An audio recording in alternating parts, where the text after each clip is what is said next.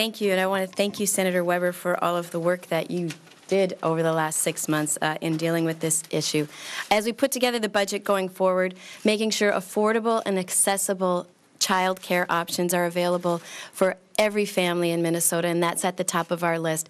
As the new committee chair of the new committee, I'm Senator Karen Housley, chair of the Family Care and Aging Committee, and I look forward to hearing many of the proposals that will be coming before our committee this session.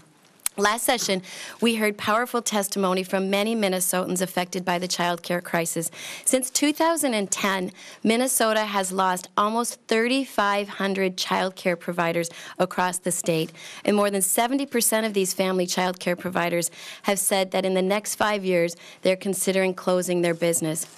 And of those, 90% of them said it's because of the paperwork requirements and the increased regulation from the state of Minnesota.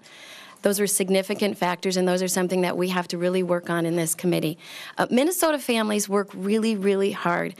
They need affordable and accessible child care. My daughter and her husband, Jeremy, and their 2 kids, they're looking for child care right now, and she said, "Mom, there's nothing out there."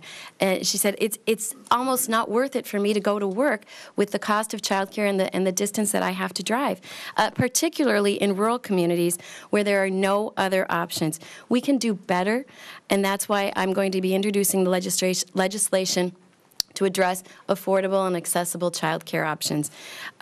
One, it includes funding for more child care startups and expansion grants. We funded child care development grants in the last budget, and it was a huge success.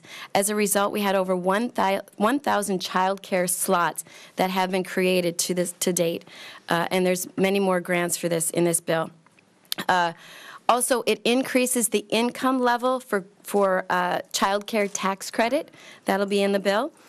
It requires DHS to develop a plain language handbook for how to become a licensed family child care provider. Senator Weber, when he was doing his tour, heard this from many of the family child care providers, that they'd like one handbook on what the instructions are to become a child care provider. Also, it requires DHS to develop a uniform application for family child care providers in all the counties.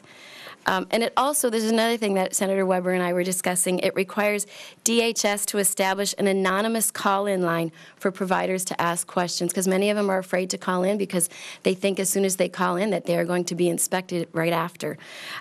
We're going to continue to look at many of these proposals to help make child care more affordable and accessible.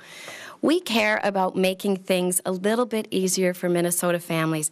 Affordable, accessible child care is something that is important to both families and communities, and I'm confident that we can get this done in a bipartisan way.